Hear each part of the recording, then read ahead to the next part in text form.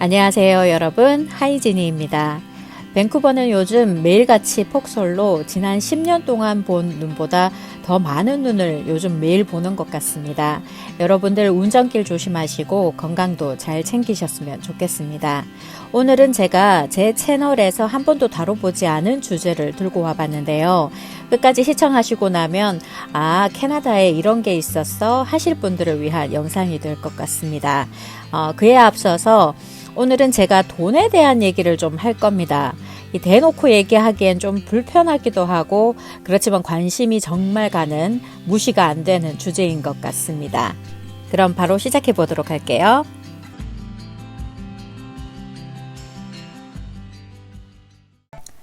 여러분이 뉴스에서 절대 얻을 수 없는 겁니다. 학교에서도 절대 가르쳐 주지 않죠. 전 세계적으로 도대체 학교에서는 돈에 대해 뭘 가르치고 있나요? 대답은 아무것도 안 가르친다이죠. 그건 실수가 아닙니다. 우연도 아니고요. 저처럼 대부분의 사람들도 알고 있을 겁니다. 가난한 사람들이 열심히 일을 하게 만드는 방법은 부자들이 알고 있는 것을 절대로 그 사람들에게 가르치지 않는 겁니다.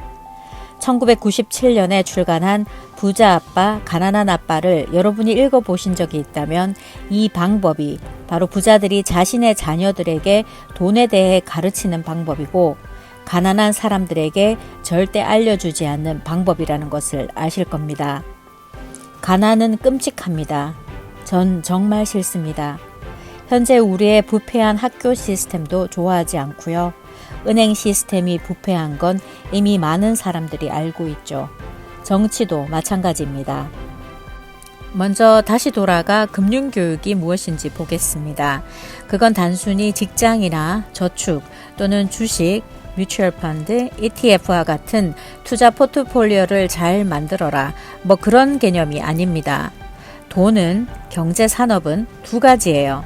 바로 부채와 세금입니다. 1971년 닉슨 대통령이 금과 달러의 교환을 정지했어요. 그리고 US 달러는 부채가 되었죠.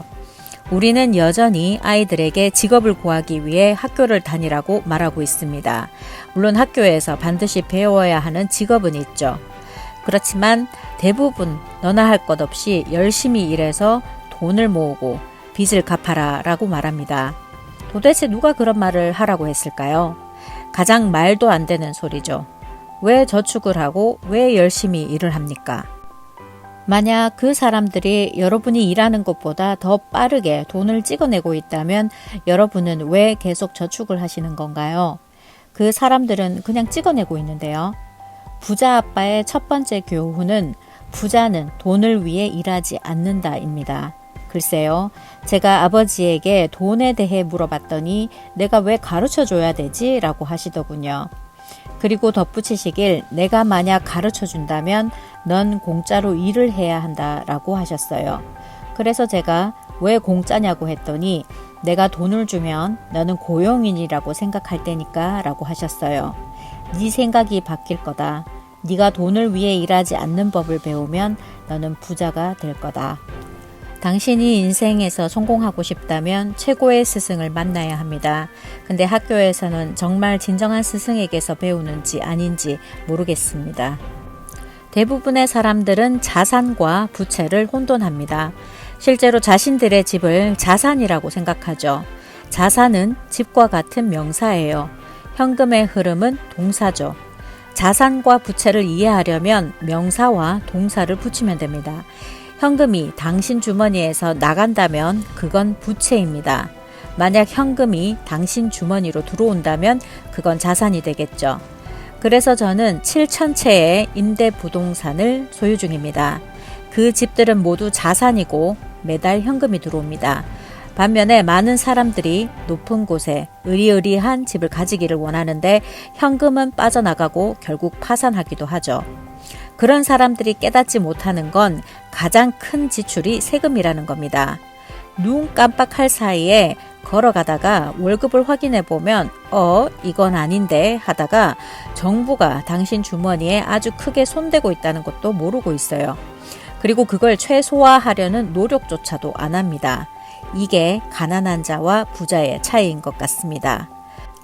부자가 생각하는 가장 큰 세 가지의 수입이 있습니다. 바로 근로소득, 포트폴리오, 패시브 수입이 있습니다. 근로소득은 여러분이 아시는 대로 고용을 통해 얻게 되는 수입인 거죠. 의사, 프로그래머 등 모두 근로소득입니다. 그리고 내가 만약 사과를 10달러에 사서 20달러에 팔면 그건 포트폴리오 수입이 됩니다. 자본 수익이니까요. 근데 현금 흐름이 있는 패시브 수입은 세금이 붙지 않습니다. 많은 사람들이 이 세 가지 수입에 대해 알지도 못하고 불평만 하고 있거든요. 그리고 부자는 어쨌든 직업이 없습니다. 자산을 가지고 있죠. 말에는 힘이 있습니다. 금융 이해력은 말에서 시작되는데 말은 뇌에 영향을 미치기 때문이에요. 가난한 아빠는 항상 여유가 없다고 합니다. 가난한 사람이 더 가난해지는 건 집을 자산으로 생각하기 때문이에요. 집은 자산이 아닙니다.